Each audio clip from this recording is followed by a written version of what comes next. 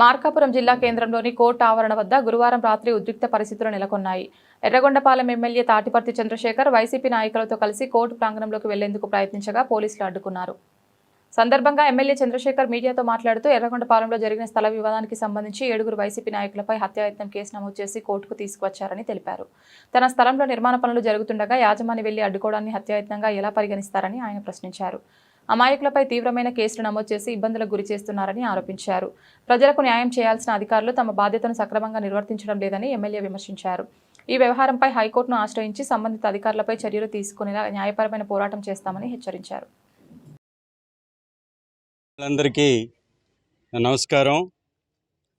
మీరే చూశారు, ఎర్రగొండపాలెంలో స్థలం ఆత్మకూరు వాళ్ళు వచ్చి బిల్డింగ్ కడతారు లేదా గోడలు కడతారు.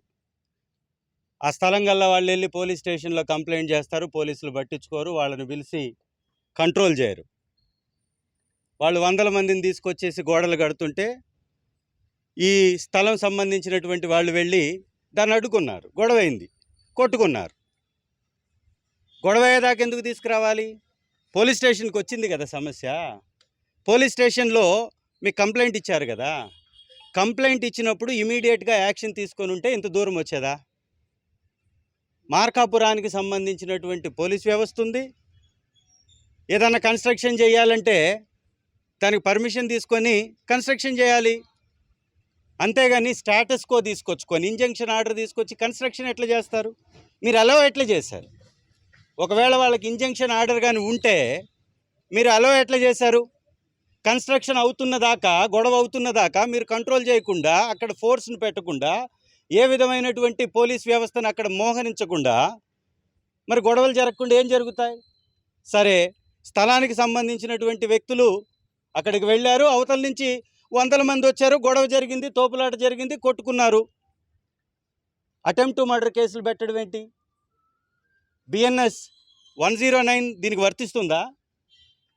అటెంప్ట్ టు మర్డర్స్ పెట్టి ఏం చేయాలనుకుంటున్నారు? దెబ్బలు తిన్న వాళ్ళు ఎక్కడ వాళ్ళు? ఆత్మకూరు నుంచి ఇక్కడికి ఎందుకు రావాల్సి వచ్చింది?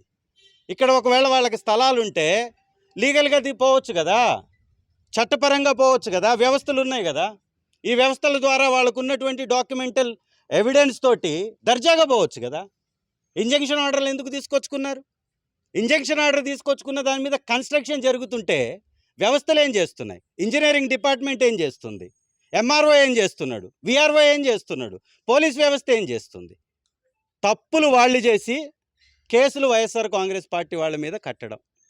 7 మంది మీద కేసులు, అటెంప్ట్ టు మర్డర్లు. ఏముంది దీనిలో అటెంప్ట్ టు మర్డర్? ఒక సొంత స్థలంలోకి వేరే వాళ్ళు వచ్చి కన్స్ట్రక్షన్ చేస్తుంటే యజమాని ఆ స్థలానికి పోకుండా ఏం చేయాలి? మరి యజమాని పోడా అక్కడికి? యజమాని అక్కడుంటే నువ్వు డ్రోనుల్లో చూసి లేకపోతే ఇంకొక దానిలో చూసి అటెంప్ట్ టు మర్డర్ అంటే ఏంటి? ఆ కేసులు కడతారా? ఇది అత్యంత దుర్మార్గం. రెడ్ బుక్ అనేటటువంటి బ్లడ్ బుక్ పరిపాలన. ఇది రక్తాన్ని పారించడమే, అమాయకులైనటువంటి వాళ్ళని అన్యాయంగా ఇరికించడం. ల్యాండ్ డిస్ప్యూట్స్ సివిల్ మ్యాటర్స్ ఇవి.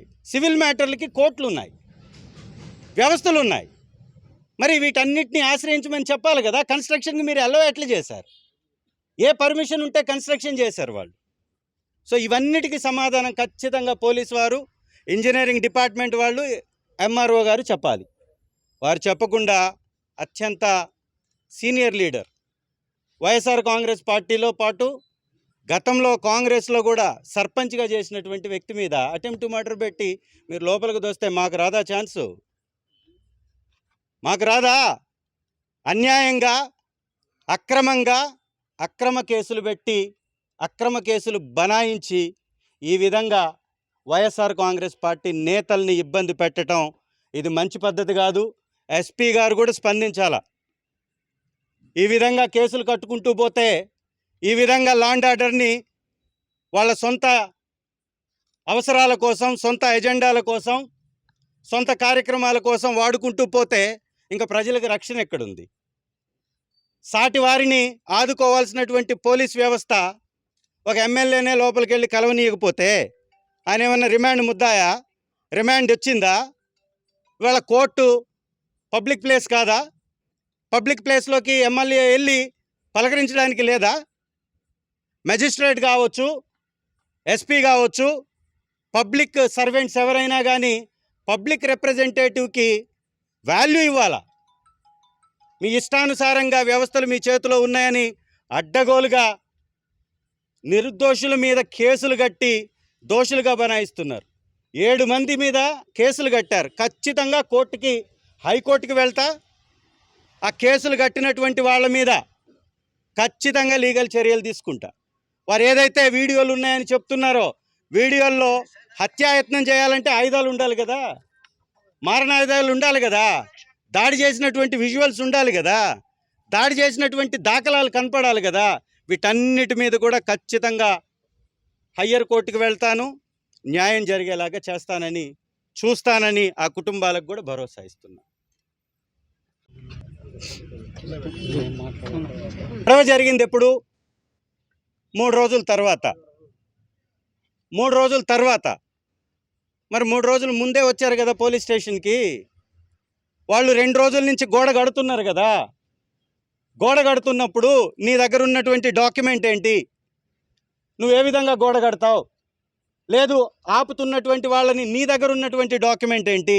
నువ్వే విధంగా ఆపుతావు? ఇవి 2 అడగాలా లేదా? 3 రోజుల వరకు డిపార్ట్మెంట్ ఏం చేస్తుంది? 3 రోజుల తర్వాత కొట్టుకొని తలల బగలు కొట్టుకునే పరిస్థితికి ఎందుకు తీసుకొచ్చారు? ల్యాండ్ ఆర్డర్ ప్రాబ్లం క్రియేట్ చేసింది ఎవరు? ఇది కూడా ఖచ్చితంగా మీడియా మిత్రులు గమనించాల్సిందిగా నా యొక్క రిక్వెస్ట్.